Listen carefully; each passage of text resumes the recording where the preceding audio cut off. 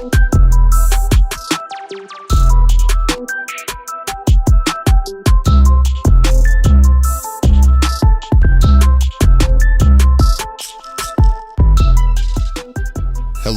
and welcome everybody to Flicker Effect, episode 283. It is Sunday, February 17th as we record. I'm David Lott. Joining me for this one is Bobby Jackson. Hey, what's up? What's up? Just the two of us again. I feel like we just did this. I know, right? So what's going on? Like I show up and then everybody else disappears, and then when I'm not here, everybody's there. Right? I'm starting to feel bad. Yeah, I don't know. It's just like our schedules lately are working out where it's like we're definitely not able to get like all four of us at once. There was an episode I think last weekend where I thought it was going to be two of us. It ended up being three. Mm-hmm. Yeah. Anyway. By the way, I listened to last week's episode, even though I wasn't on it. I listened anyway. So it was funny because I got a chance to hear everybody's thoughts of different things. And the Lego movie and all that. But what I was really waiting to hear is what you thought of Hamilton. So I'm just curious, like, why do you hate Hamilton? See? I'm just kidding. I want to be clear to anyone only listening to this episode that is not true. I did not hate Hamilton. No. But it just was funny because when I listened, it just... You had really good things to say about it, but then it's like that's just the society, I guess. The way we live is like if you say one negative thing, then it's like, oh, you hated it. Instead of it's like, no, it's really good. There's just one or two things, but it's nothing that's gonna tear it down. It's just you have your own little things that you can nitpick about. Right, and I mean, in a way, I didn't even really nitpick anything about it. It's more. I think my comment was more of just a comment on the expectation going into something like that. Like I was walking into it thinking, because of just the acclaim surrounding this show and how long it's been around, and I'm just now finally seeing it. Mm-hmm. Like I'm walking into it thinking there is right now where I haven't seen Hamilton, and then there will be the time after I see it. Like, will I be a changed person? Like, right. That's just the hype around that show. And I mean, considering all of that going into it, that's where I did have this slight sense of when I walked out, and I want to be clear, just a slight sense of somewhat slight disappointment only because I was just like, this show is talked about like it is just just an unbelievable experience, and I'm like, it is a great show, but it's not life altering is what I mean, right. Yeah. And when it comes down to it, is anything really, when you just see it like and that, so you're right. You're absolutely right. But I don't know. I think when it comes to stage productions like that, you know what? I don't know. I'm hesitating to say what I was about to say because it's like I love a good performance and that's all I need. A fantastic performer, a fantastic piece of music. It doesn't need to be all about like insane stage production and effects and huge sets, But when it comes to the way shows have been for so long, and then you're like, oh, wow, there's this musical that everyone is raving about and people are spending ridiculous amounts of money to see. But then you see it and it's not like a Les Mis or a Miss Saigon or a Phantom of the Opera where it has really crazy, just insane stage production and it's huge and big. It's not that. Hamilton is not that. And it doesn't need to be that. Mm-hmm. It's just a great show on its own. But I think having grown up kind of in the era of musicals where those were the big shows, and then this show is so not that kind of show. Like it's, and don't get me wrong, I knew it wasn't going into it. It's not like I was at all expecting like, man, what crazy things did they do on the stage for Hamilton? I knew that wasn't what was happening, but still, I don't know what I'm saying. Anyway, I'm going to shut up. Well, I think the biggest draw and this is my personal opinion, I really I have not seen the show, so I can't pretty much really make a legitimate claim to this. But I feel like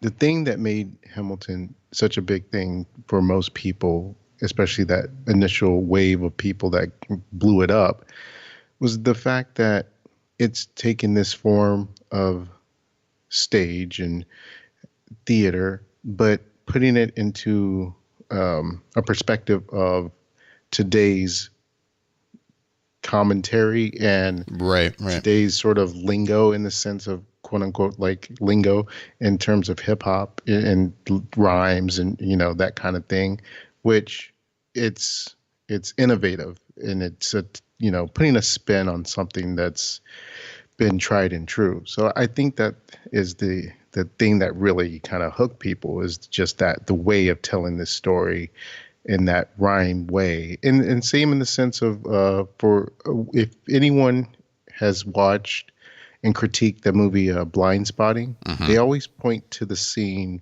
when Daveed Diggs is rapping with the officer and spilling out his feelings and guts. And it's that thing. It's that. But to me, it's like that's not anything really new, because hip hop has been doing that for a while, of telling stories through rhyme. So it feels like it's one of those things where how there's always some sort of lingo or term or urban word or something that seems like not a lot of people know it, and then there's always that sort of like that thing where they say, well, once your parents know what it is, then it's kind of like it's sort of dead at that point, because it's become completely crossed over in mainstream. It's kind of like that. It's like when your parents start saying lit, then the word lit is no good anymore. Right. So it's like, I feel like that's kind of how Hamilton is, in a sense, not in a bad sense, but like that type of storytelling and that type of mode of saying things had been in the people who've been listening to hip hop for years in that community. But then it just got to a point where it crossed over into a world that it hadn't previously been in. And so it became this really popular thing. But that's just sort of my take on it. No, I get what you're saying there. Definitely. But no, I enjoyed the show a lot. It's great. I've listened to it now since I've seen it. Not in its entirety yet, but I've been listening to the music here and there. I woke up with it in my head the next morning, I think. So yeah, no, it's a good show for sure. Cool. And I need to see more musicals. Like, as much as I love musicals and I've listened to a ton, I have not seen a bunch actually live on stage. And there's already like here in Orlando, they just announced like the next year's kind of lineup for the season, and there's already a couple shows. I'm like, okay, yeah, I've never seen Les Mis actually on stage, and that's coming. Like, I've seen the movie, I definitely know the music. Like My Fair Lady's coming. I'd be interested to see that. Anyway, I have not seen any, really, honestly. Really, so, never. I mean, yeah, no, never. Would Hamilton, like, if you saw one first, would Hamilton be the one, or is there something else you're like, if I saw nothing else, I'd see Phantom? Or no, it's just, I think it's a matter of, I don't know anyone that goes to see that kind of thing. I'm not opposed to seeing it, but I haven't, like, I don't know, the opportunity hasn't presented itself. I would put it that way. Okay. Because it's not like I'm going to go by myself. So, although technically I guess I could, I don't know how much different going to go see something like that would be compared to me when I go see a movie by myself. But I don't see why it would be any different. Yeah. But yeah, it's just I've never sat down to try and think to do that for a musical or play. I mean, I say I don't see how it would be any different, but there's definitely, there's more of, I guess, a social aspect in that everyone is getting there and kind of like hanging out and maybe getting a drink in the lobby beforehand. And then there's always an intermission. So usually you're with somebody or other people that you're probably talking to during the intermission. Hey, what have you thought so far? Like, yeah. So if you were by yourself, not to say would be a bad experience, but yeah, I guess it's not fair to just say it's just like going to a movie. It's not. I don't know. So yeah, I was gonna say. Oh, first, real quick, to anyone who listens to our other show, Spoiler Effect, I just want to say yes, we indeed missed a show this week. There was no show this week because unfortunately, I actually have not seen anything basically at all this week in the movie theater. My schedule was kind of crazy and it did not work out. So no Spoiler Effect this week. It will be back next week though. So look for that. And yeah, we got some stuff to talk about, definitely news wise too. There's a couple things I want to discuss. We haven't had a chance to discuss the news about the Oscars. We've got that Aladdin trailer that I am very, very interested in talking about. I'm sure some other things, but normally we like to start off with stuff we've been watching, which, as I've said, I really haven't seen much of anything. Bobby, I know you've seen a couple movies though, so what have you been up to? Yeah, I guess I thought maybe you hadn't watched anything in the theater, but I was thinking maybe you had seen something at home. But if not, then yeah, I'll go ahead and spill my list of things that I've seen. Let me start off first with this TV miniseries that I watch that's on Showtime called Escape at Dannemora. Have you heard of it? Yeah, that's the one that Ben Stiller directed, right? Yeah, exactly. Yeah. It's like 7 episodes, and it has Benicio del Toro in it, Paul Dano, and Patricia Arquette. And Patricia Arquette plays like a worker at the prison, and Paul Dano and Benicio del Toro are prisoners there that she gets romantically involved with, and ends up helping them try to escape out of prison. And it's such a good mini series. I was hooked right from the beginning. For one, Patricia Arquette undergoes this physical transformation to where she definitely doesn't look like her normal self. Kind of that whole Charlize Theron and monster kind of thing going on, but not quite that bad, but just different. But she also has this accent that she's doing for the region in which the series takes place, which is like in upstate New York. And so she's really good in it.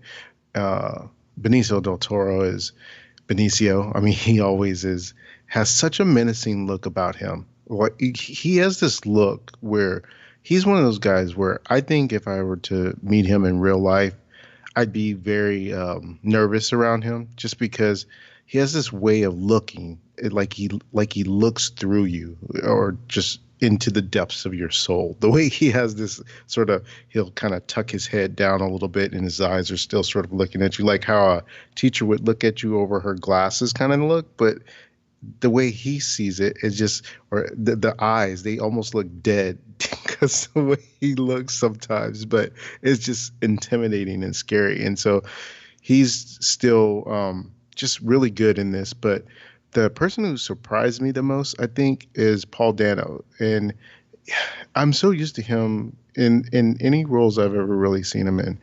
He's always such a timid type of person, or just very nervous or something. But in this, he has an edge to him that I've never seen him play before. And I thought he was really, really good in it. And the story itself is based on a true story. So I guess if anyone wanted to look and see how this whole thing turned out, you could do that. But I didn't know that it was based on a true story. I didn't know the outcome. So you hadn't heard this whole story, huh? No. Oh, okay. So I was riveted. I was like all into it. So it was just really, really good. Like I said, it's 7 episodes, and I just watched an episode a night and went through it like that. But it was excellent. I would definitely suggest it to anyone that has Showtime to watch it.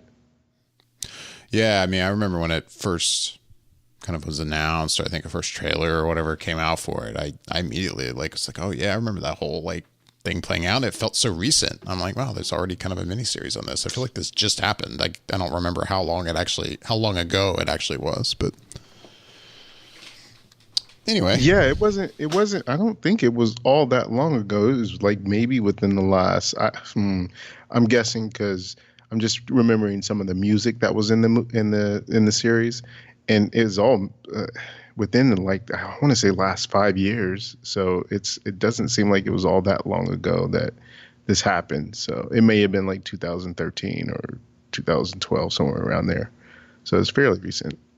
But yeah. So the other series I watched, or at least started watching, haven't finished it, is a Netflix series called Russian Doll, which is with Natasha Lyonne. And I always remember her. I think maybe it was the first thing I ever saw her in, but I always uh, remember her as being the girl that was in American Pie.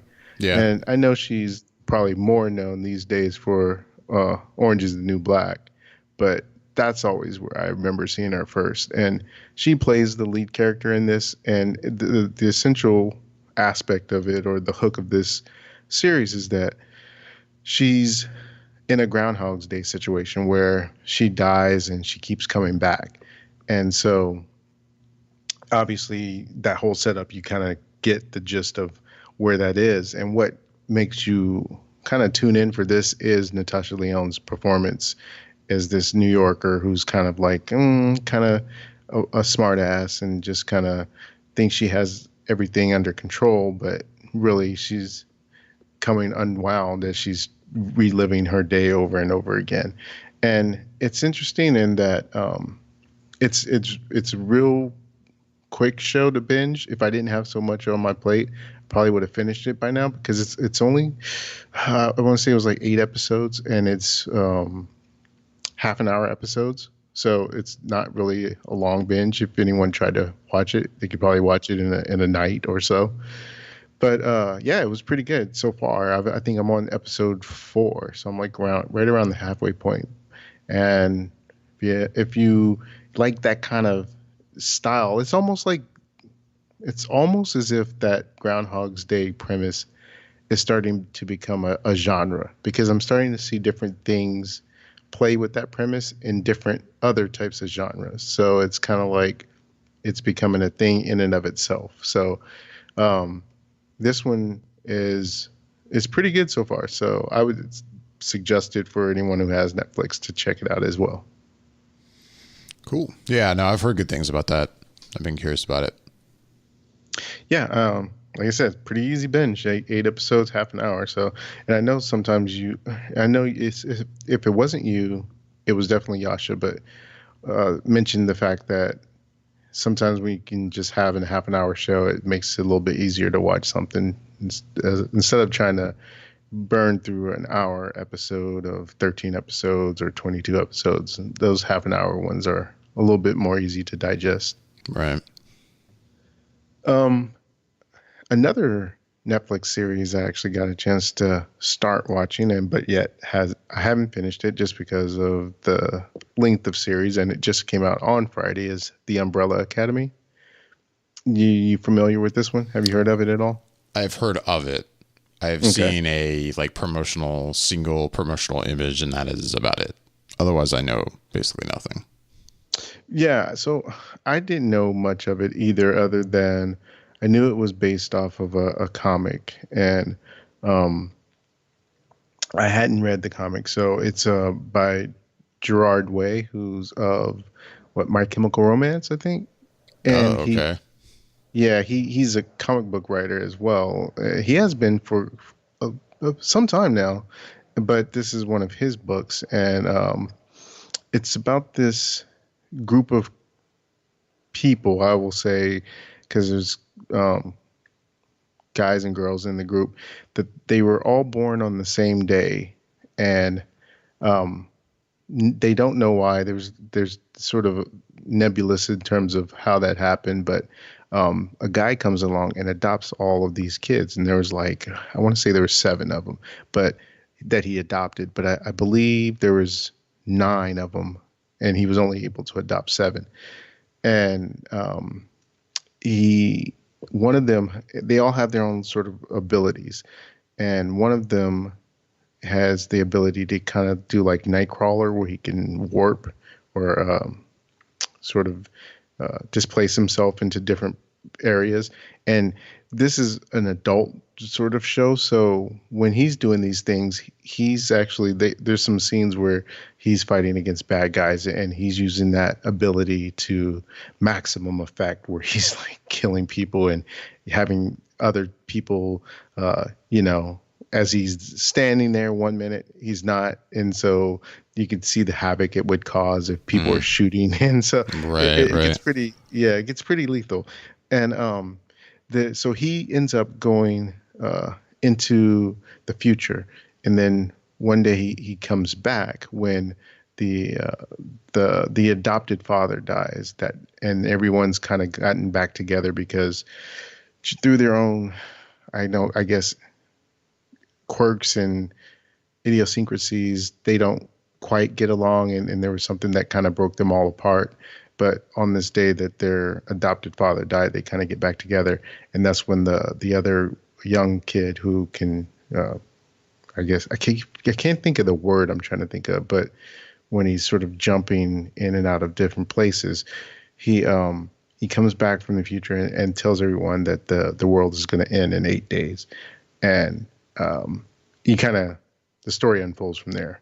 But this is definitely different. It's not the same sort of superhero show because even though there's powers, it's kind of like an X-Men mixed with I don't know. I can't even think of a secondary thing to kind of combine it with because it's like an elevated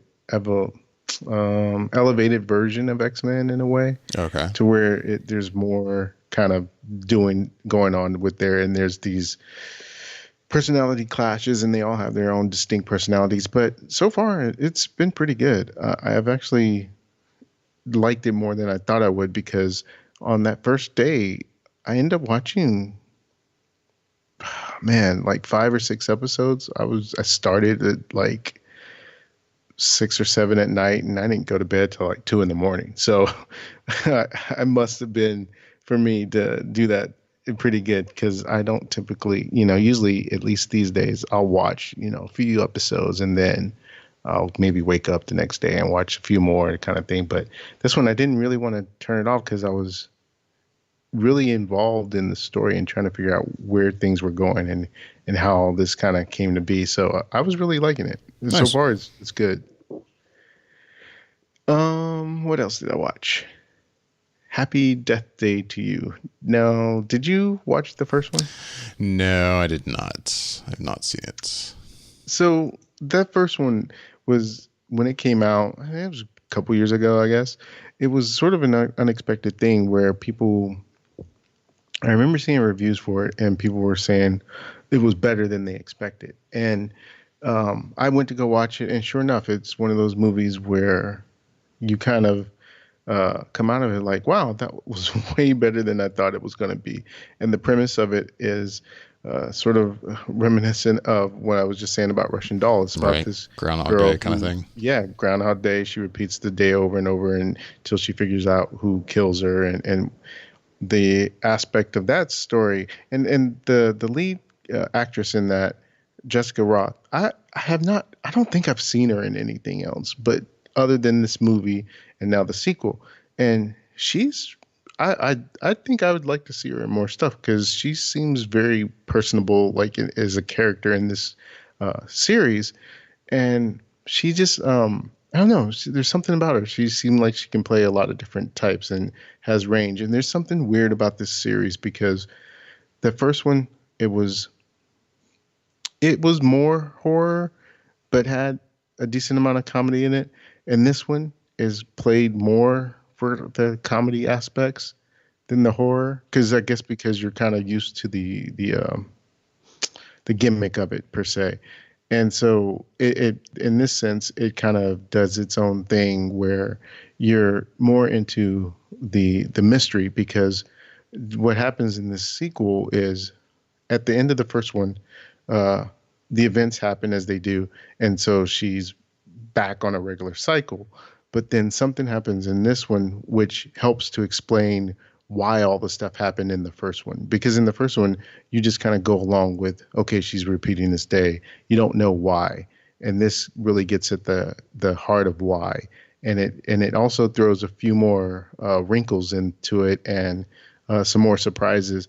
And it's really, like I said, between this first one and the second one, it's really heartfelt and has this really clever aspect into which they go about having to relive the day. Because that I can only imagine how tricky that must be as a writer when you're trying to rewrite or not you write one scenario and then you have to undo it and then kind of tweak it a little bit to have a different ending to that next one, but kind of keep on doing that.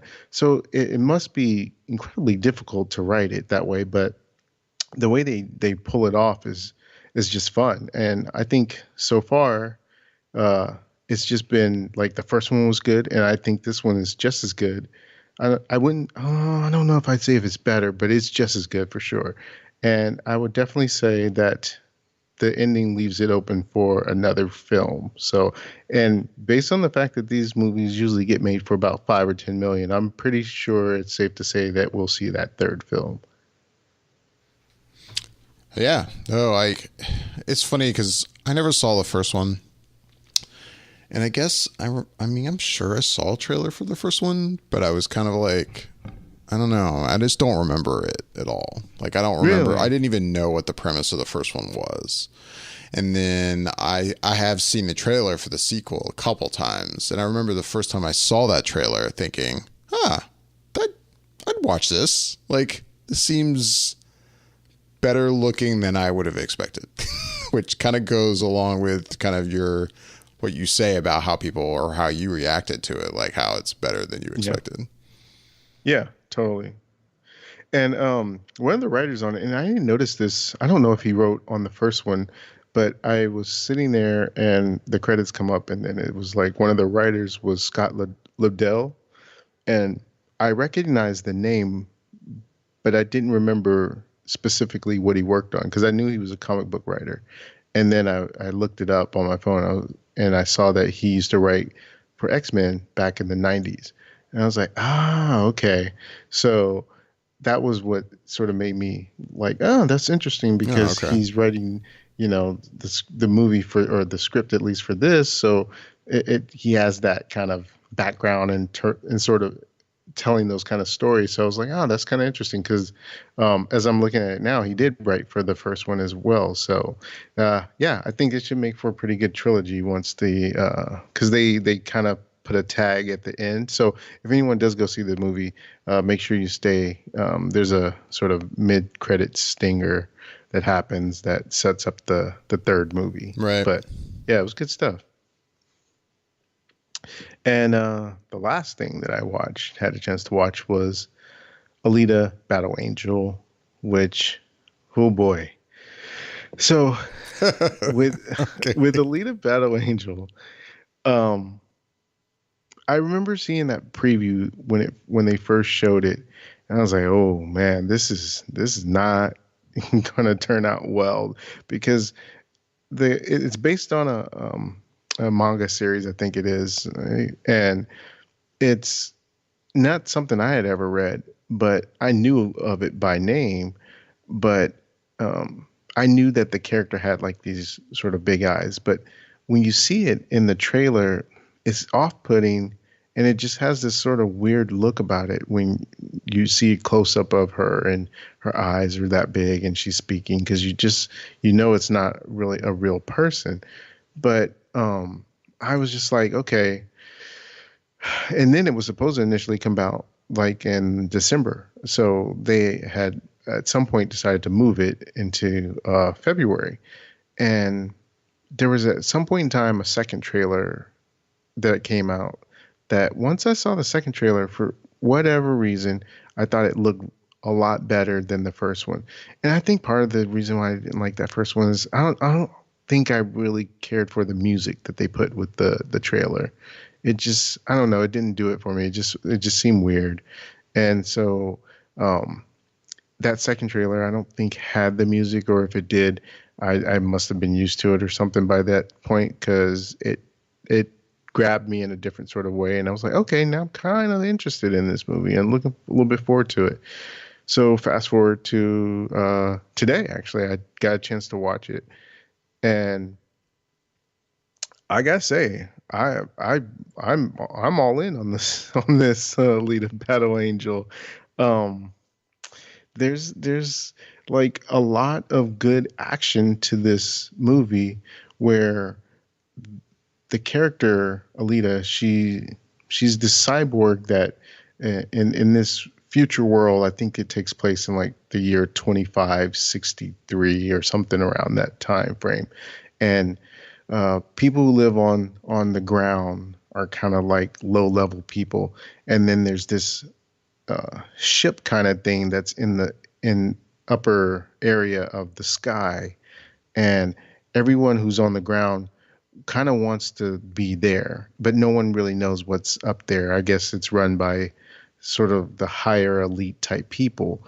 But the only other ways you can get there is you can kind of buy your way, or there's a game that they play that's like a battle ball kind of thing where if you become the champion, and then you can kind of get put to that place that elevated city. And through the course of this movie, Alita's trying to rediscover who she was before she became into the care of Christoph Waltz, who plays like this doctor who helps put her together. And she's an interesting character in that initially when I was watching it, I had the same concerns as I was watching it with her eyes and the look and the way she sounds. But the actress that plays her, Rosa Salazar, her voice, and then some of the certain times with the character, they're able to be in such a great sync to where that sort of fades away and you really get into it. I have to say, even after watching the whole thing, I still had a little bit of I don't know what the word is, but kind of just an uneasiness about the way she looked at certain times. But I'd say a good 85% of the time I was pretty on board with the way she looked and how they animated her. And the action in it was, I think, what really sold it for me. There's a lot of really cool battle type scenes.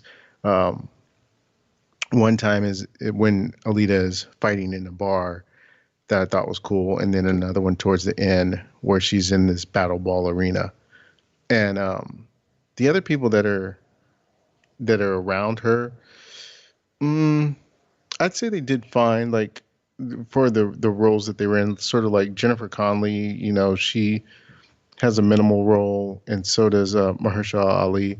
But I thought for what they were given, they did pretty well, and I just thought the story, I think, is what helped pull me into this whole world, because whatever Alita was going through and not knowing, I found myself caring about how she was starting to grow and how she was discovering herself, and the story as it went through her trying to kind of get her memories back.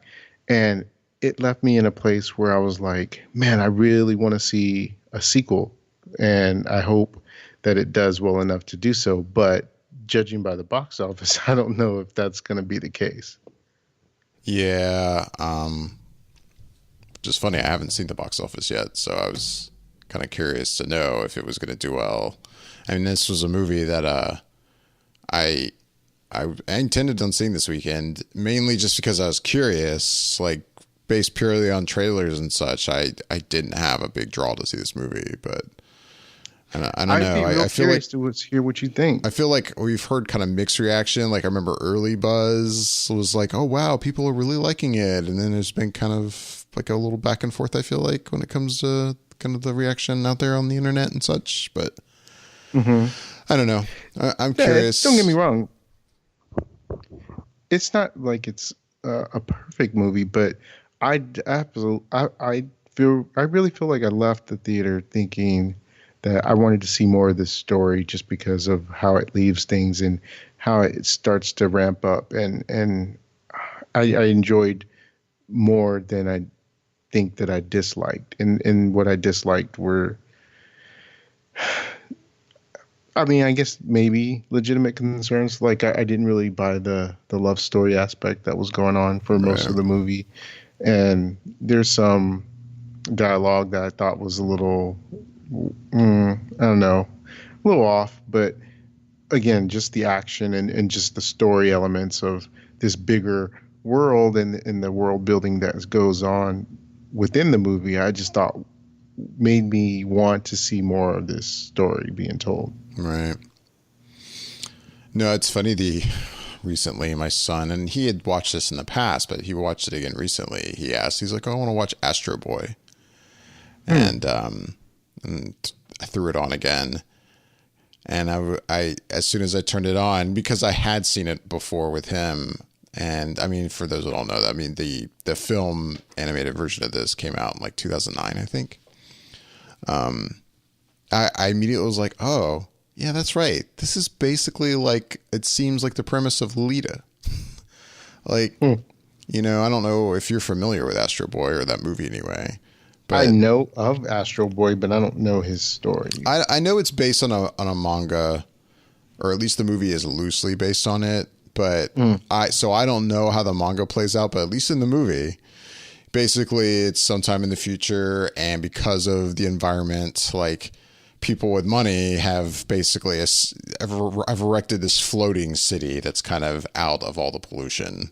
And, you know, long story short, this robot Astro Boy or whatever ends up down on the ground where all the, you know, poor people live. And interesting. And Okay. he ends up with this group who, you know, in this situation, they don't know he's a robot, and he's kind of having to hide that he's a robot. But he ends up with this group, and this one adult, played by Nathan Lane, I believe, who actually runs like, I think, a robot like fighting ring. Like the robots that end up down on the ground from this floating city, he repairs them and they fight each other and stuff. And I don't know, the basic premise, at least having not seen Alita, but from what I know of the trailers, I'm like, this seems very similar. Like, but Yeah. I don't know. It's just funny. And that movie came out a while ago, and I know apparently Alita is also based on at least a manga series or something like that. But No, I mean, a lot of what you said rings true for what I saw in Alita, but yeah, I guess that's not an uncommon thing to have happen where stories that are similar in their nature kind of cross over to other things and use elements of that same thing to make something kind of different. But yeah, and I think the first time I had seen a trailer for Alita, I think there was a part of me that's like, I couldn't pinpoint or remember Astro Boy, but I remember watching the Alita trailer going, there's something about this that seems familiar to me. And then when he asked to rewatch it and I threw it on, I was like, oh, this is it. This is where I remember Alita from. Anyway. That's funny. So do you think you'll still go see it? I'm curious. I'm still curious. And the funny thing is I did actually have a ticket to see this at some point. You know, I have AMC A-list, but I couldn't make it. I had to cancel the ticket, but it was in Dolby and it was in 3D. And because that's, I guess, what was available. And I'm thinking I was going to see it. I'm like, man, I don't remember the last time I saw a 3D movie in the theater. It's really, I've kind of drifted away from doing that. Like, you know, did you see it 3D or 2D? So initially I was going to watch it 2D in a regular theater. And then I shifted times because at the theater that I was going to see it at, they had it in the Dolby 3D, like you just mentioned. But then when I shifted the time to which I was going to see it, I saw it at a different theater that just had it in regular Dolby. So that's how I saw it without the 3D. Oh, okay. In Dolby. Now I'm curious. Like, part of me was like, well, you know, considering, you know, what James Cameron's involvement and the production value of this, I'm like, maybe this will be worthy seeing of 3D. Like, okay, I'll do it. But yeah, I ended up not being able to go, and I haven't seen it yet. But I will say real quick, I know I really haven't watched anything new, and this isn't new, but so this week, Ralph Breaks the Internet is now available on digital. So of course my kids who had seen it in the theater with me, they want to watch it. So I ended up buying the digital copy of it, and they've already watched it a couple times since then. And yeah, I will say, even just rewatching it, I think I wasn't big on it when we talked about it when it was in theaters. I definitely did not like it as much as the first one. I think I like it even less the more I see it. Like, I don't know. Like, wow. That final act of that movie, it just, I don't know, it doesn't kind of work for me. And there is stuff in it that's just kind of oddly dark, I think, for a Disney film. Like the whole dark internet section, like with that weird character you meet with the growth, and I don't know.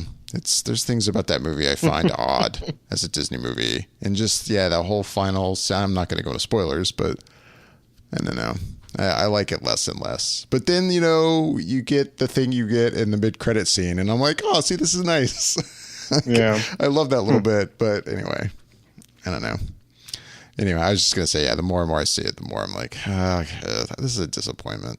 But you liked it a lot, didn't you? Or I definitely liked it. I think for me, since I had never seen the first one, I think that's where a lot of it came from, is that I knew the character and had seen snippets of the first movie, but not enough to compare it against it. And so I guess I wasn't as familiar with what that tone should be for Wreck-It Ralph, but it worked on the level that it was presented to me when I saw it the first time. But I definitely get the aspects that were the things that people kind of could see were like that, like you mentioned, the dark web, where that just didn't quite feel right for a Disney film.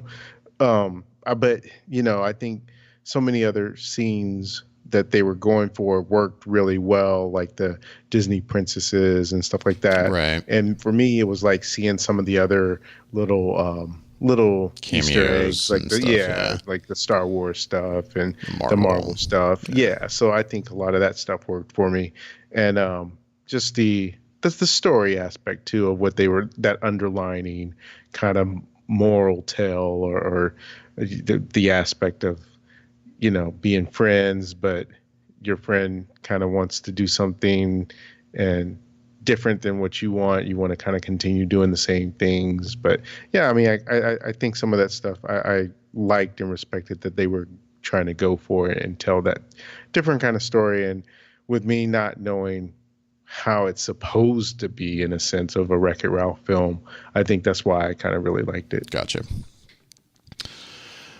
All right. Well, while we still have some time, we've got a couple of things that happened this week I'm curious to talk about. First, I want to go ahead and bring up. So it's funny. I actually ended up watching a little bit of the Grammys last weekend, but not much. I'm not a big Grammys watcher.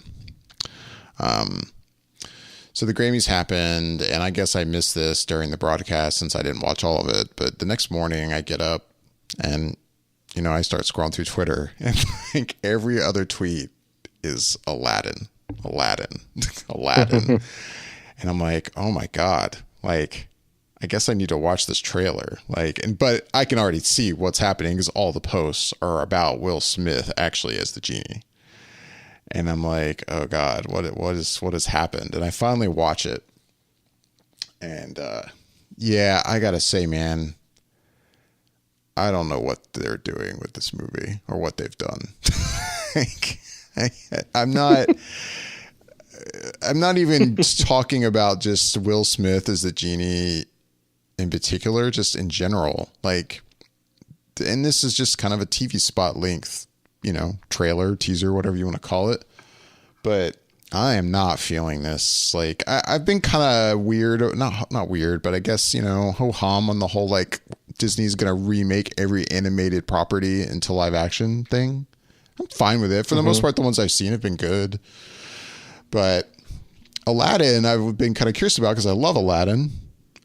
But then watching this trailer, it doesn't. I don't. I have a really bad feeling about this. Like, with Mm-hmm. the exception of a couple shots, there's a shot, the wide shot of the parade, and there's something about that shot. I'm like, oh, that looks cool. That looks well done. But then like Jafar, like you only get a quick look at Jafar in this trailer, and I'm like, he doesn't look old enough. Like he just doesn't look right. I don't know. I am not feeling that, first of all. And then, yeah, then Will Smith pops up as the genie. And first I'm confused because I'm like, wait a second. Didn't we get the whole like Entertainment Weekly spread and he just looks normal? He's not blue, but now he's blue. So, okay. And then, yeah, like just his look, it just has this slightly animated, like you can tell it's obviously there's an effect going on here kind of look about it. Then I'm like, no, this doesn't work for me. Like, I'm not at all feeling this. Like this, I see why everyone is reacting the way they're reacting online to this. Cause I'm right there with everybody. I'm not digging it. Like right, everything I'm seeing from this TV spot, this is not good. Like this seems to me that it could easily be the worst kind of live action remake they've done so far. I'm curious to hear what you thought of it. Cause I think it looks really bad. I mean, I think I agree with you for the most part. I think the where I come in a little bit different than you is that Aladdin is one of those movies I have not seen from start to finish. Okay. I've seen parts of it, so I don't again have that frame of reference of what should things should look like and kind of feel like if it was translated. So I think a lot of the things that didn't work for you when they're showing the city or Jafar, those things it didn't bother me in that way just because I don't know better, I guess you might say.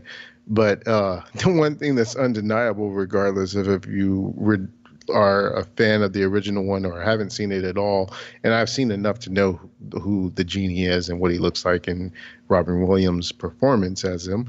But all of that aside, just the choices that are being made here, as far as the look of Will Smith as the genie, are really baffling. Just because they seem to have not done a good job in trying to convey the message of how they wanted Will Smith to be as this genie. Because, like you said, when we first see him in the Entertainment Weekly spread, it's just Will Smith as a genie, but not blue. And so that's confusing. That's a confusing message that you're putting out there, because then it's like, well, wait, why is he not blue? If that's, you guys are kind of doing an adaptation of your own movie, why wouldn't he be blue? So then, there's shortly within that same day, I think there was reports saying, no, he'll be blue. It's going to be, you'll see it once you see the trailer or whatever. And as you mentioned, when you see the trailer, it's immediately off-putting because it is, man. It's the animation it doesn't look like it's. I'm hoping it's just that they're not finished yet with it, and that it will look better. But for me, even if that looks better, I still was thinking, and I don't know, this is my bad, I guess, but I guess I was hoping that he would still. It'd be Will Smith, but not just sounding like Will Smith. I guess I was thinking he'd have some sort of accent, or I don't know, do something else slightly different with it. But it just sounded like Will Smith. Will Smith, yeah. And so I was kind of like, well, that's kind of a bummer. I on paper, I feel like I was on board with Will Smith being the genie because Will can be very funny, and he has his own sense of his humor, and it works a lot of the time. And I could see that being a nice counter to what you got from Robin Williams. But I didn't just think he would just straight up just be Will Smith. And that's what it feels like we're getting. And I don't understand that as a choice because, I don't mind Will Smith in the sense that it can be him as the genie, his face. Um, I like the Will Smith isms in the sense of how his mannerisms are, his cadence, and the way he speaks in that style of the way he is. But I was still kind of thinking it would be in some sort of dramatic flair of a genie in a way that a genie would talk, I guess. And it's not that.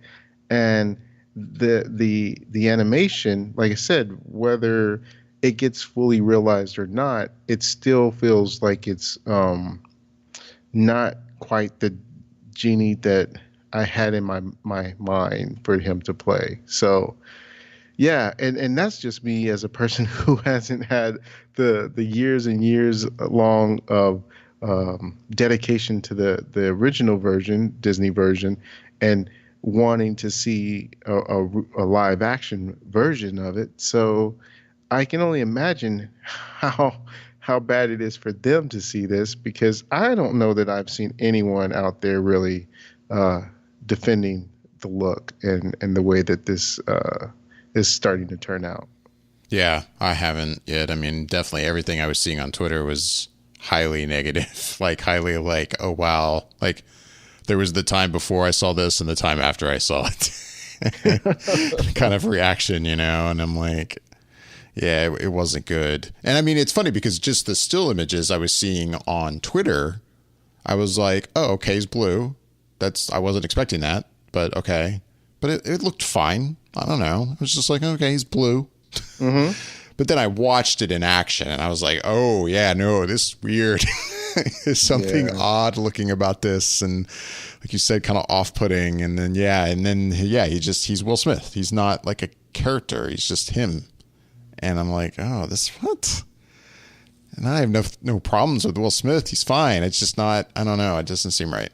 So it doesn't. And I don't know what they can do at this point. It's a very weird thing for Disney and for them to be in this place, because I've never seen a movie have so much negativity before it's even kind of released. And not just negativity, but I can't tell you how many, and I'm sure you've seen it, but there are so many memes and GIFs of Will Smith's genie. I saw him one day. There was one of him on the Sonic the Hedgehog poster, because of the Sonic the Hedgehog movie that's coming out. There's that poster that they have of him. Yeah, and they show Will Smith's genie kind of superimposed on the Sonic the Hedgehog thing. There's the Arrested Development comparison between the character and Will Smith's genie.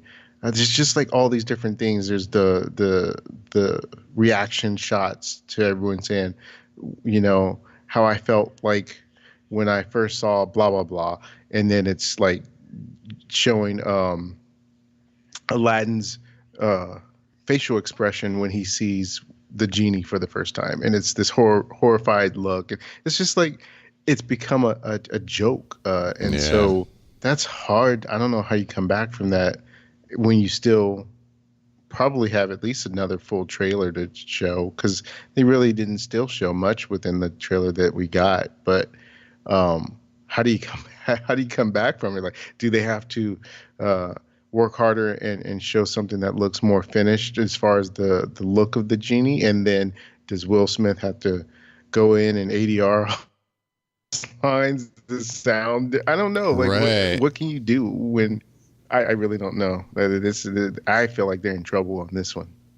Yeah, it seems. Like, how far off are we from even the release? When is this coming out? Do you know? I don't know. Let me look real quick, because I feel like it's supposed to be a summer thing, because that sounds right. Know. As I'm looking too, it's May, okay. May 24th. Yeah. Yeah, that's coming up. I didn't think it was that soon. Yeah, I mean, because, considering it's that soon, I almost feel like you need to get another trailer or something out soon that looks a lot better. Like, to go ahead and kind of like, okay, everybody, no, this actually looks, this is what we're putting out. This is good. You know what I mean? Like, yeah. Because I was thinking it was farther off, and then I'm like, well, how long are you gonna wait? And, you know, you don't want to put out a bigger full length trailer too soon, but actually May, yeah. Yeah, because you really haven't put out a full length trailer yet. It's just been teasers. We've had a teaser and a TV spot. Exactly. That's it. Yeah, totally. And so that's what I'm saying. They still got to put out a full one. So yeah, what can you do in that time? That full one needs to be solid. It needs to be good. People are going to just be like, "Oh wow, this looks terrible." And I don't know. Like, I know you haven't seen the original, but there's something about Jafar. It's not that he needs to look a certain way, but that character to me is an older, like, soul, if you will. Not old, like not an elderly person, but just an older soul, an older person. And when I see the shot of Jafar in this, he looked relatively young to me. It's a quick shot, but I was like, that doesn't seem like Jafar to me. But I'm basing that off a quick shot in the teaser. I completely accept that, but still, I wasn't feeling that either.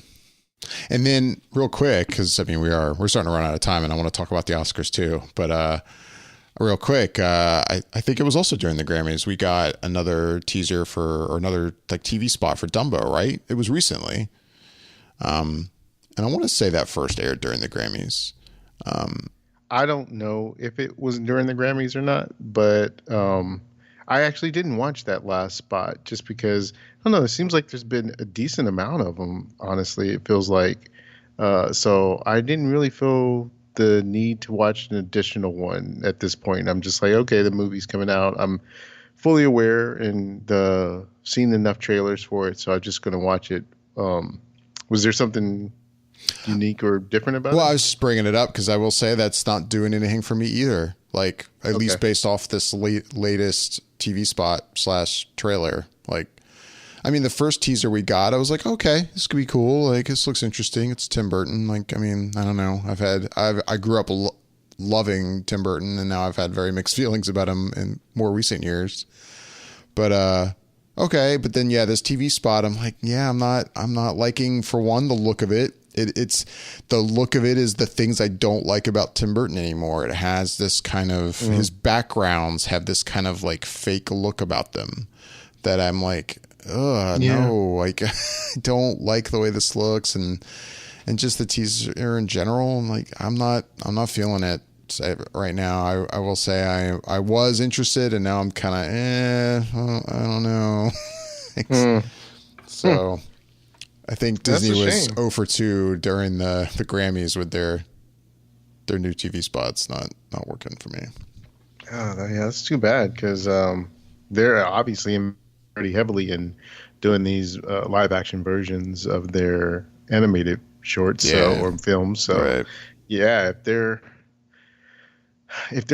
I mean, I don't know, maybe you're just in the silent minority, but if it turns out that you're not, then I don't know what that will mean for these future projects they have coming out. If they'll maybe they're not keeping a close enough eye on it, or I don't know what it is, or maybe the people that they're hiring as directors for these, they're letting them kind of do too much on their own and put their own spin on things, that maybe they need someone that they can kind of have more, I don't want to say control, but just because I'm sure they can do whatever they want to do, but just to have a sort of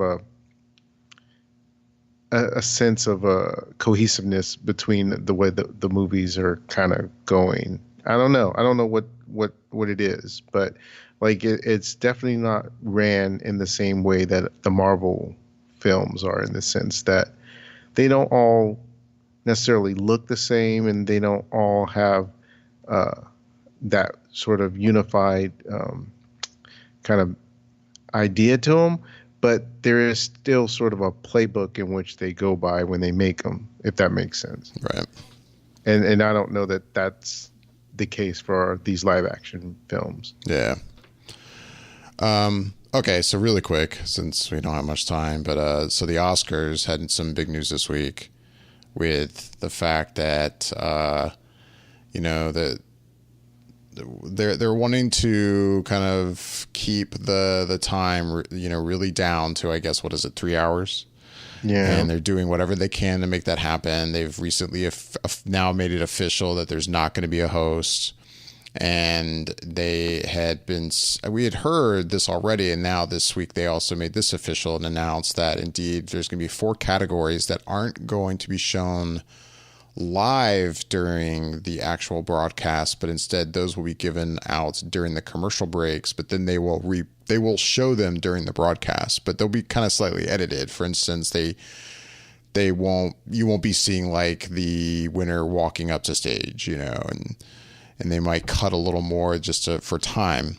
But basically, there's going to be 4 categories that aren't going to show live. And I remember when first hearing that, and we didn't know what the categories were, I was just like, oh, it's probably going to be like, maybe short, live action and, animated short, and probably the sound categories. And when they announced what they were, I was shocked. I think a lot of people were, to see that cinematography and film editing were 2 of the categories included. Also hair and makeup. And then I think it was live action short, right? Yep. So I got 1 right. And yeah, there's been a lot of negative reaction about it. And I was really surprised to see that cinematography and editing were on that list. I don't know. At the same time, it's like the Academy has kind of come back to really kind of explain like how this is played out. It sounds like, you basically have kind of group organizations that represent these different parts of the industry, so say the writers, the editors, or the cinematographers.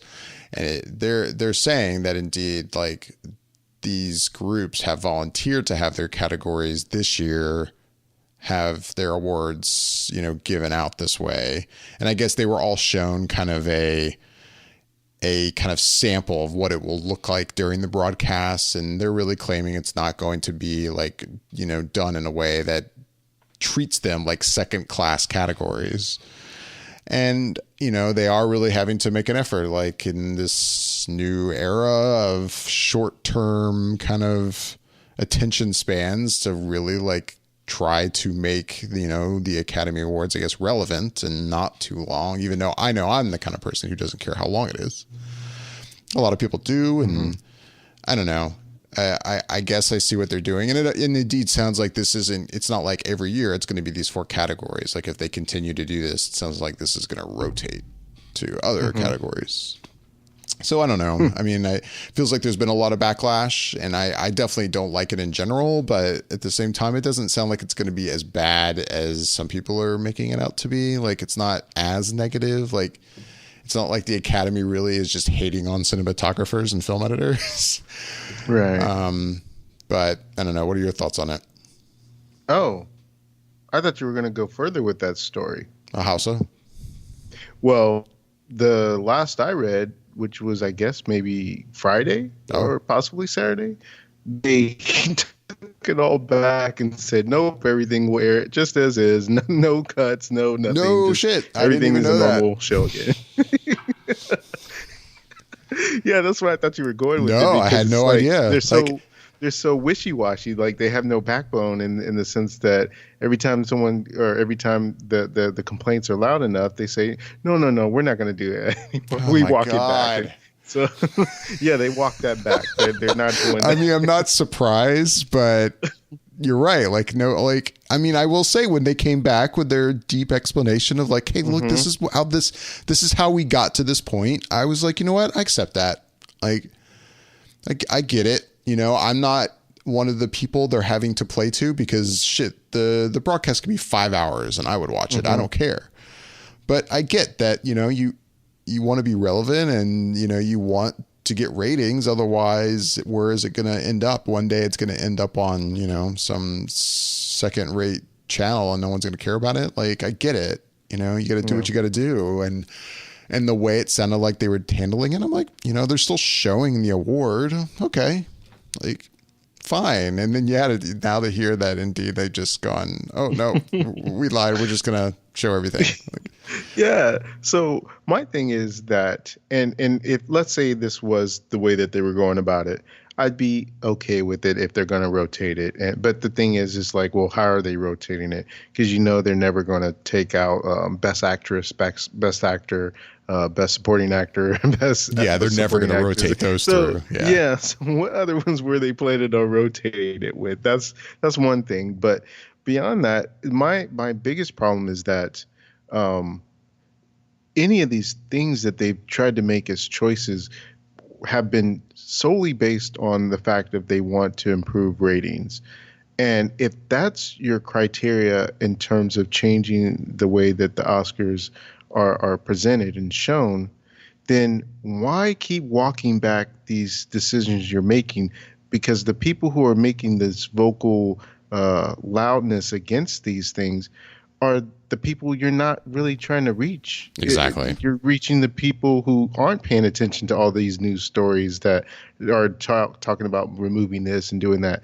You're trying to gain this huge audience of people who aren't as in tune to these things. So you can't have it both ways. You can't try and please the hardcore people and then still expect to grab the general audience. Right. If you're gonna placate to someone, just stick to placating and make adjustments in the following year and keep tweaking, I guess. But you can't just keep like waffling and buckling to that vocal minority of people that you're quote unquote not even trying to reach. So it's just, I think they're all confused over there, and it essentially. Either I'm hoping that they take this year that they'll have once this telecast is over to really figure out what do we want to do? What is the most important thing to us? If it's ratings and grabbing that general audience, then you're going to have to make hard decisions. And the people who live and die for Oscars are not going to like a lot of those decisions, but you have to live with it. And that's what you want. But you're not definitely going to be able to please everybody and get what you want. So just kind of figure something out within this next year and see where we go. But yeah, the latest I'd read was everything was back to normal. That's funny. With the exception of a host. It's more proof of how busy my weekend was. I didn't even know that had changed. Right. Yeah. That's funny. And yeah, I'm not surprised, but you're right. I completely agree with what you're saying in that, yeah, all of the people out there on Twitter and other places screaming and hollering about the fact that they had made that choice are not the people that you're trying to keep as viewers. These are the people who are going to watch no matter what, right? Or the people who love cinema and they have to watch because they cover it. So they're not going anywhere. It is funny that they went, oh, no. Okay, wait, we don't want to make anybody mad. We'll keep it a long show and just deal with it, or, I don't know. Deal with the rating. But who knows? And with that's the weird thing about it. And it could work in either way, because all this nonsense of this back and forth, the general public probably has no clue. And so they may not watch it, or they may watch it. But I feel like if the general public has any awareness of all this sort of back and forth, they may have a curiosity about whether or not this show will be a train wreck and just decide to watch it just because they have heard about this weirdness of the Oscars this year. Right. True. So is it like a false number that they'll get in terms of if it's a boost over last year's? Because is it just people watching just because they want to see, oh, there's no host this year. Oh, they're supposed to be cutting things out. Well, how's that going to go? Or is it like legitimately because certain things have been nominated, like Black Panther in the Best Picture, or, Spider-Man Into the Spider-Verse? I don't know, but it's an interesting place that they put this year's Oscars in. For sure. Well, that's going to do it for our show this week. As always, we'd love to hear back from anyone listening, or give us your questions and comments. You can email us at feedback@flickereffect.com. You can also reach out to us on Twitter and Instagram at @flicker_effect. And these episodes are available basically anywhere you listen to podcasts: Apple Podcasts, the iHeartRadio app, Google Play Music, and youtube.com as well, at youtube.com/Flicker Effect. I'm David Lott. I'm Bobby Jackson. Thanks for listening.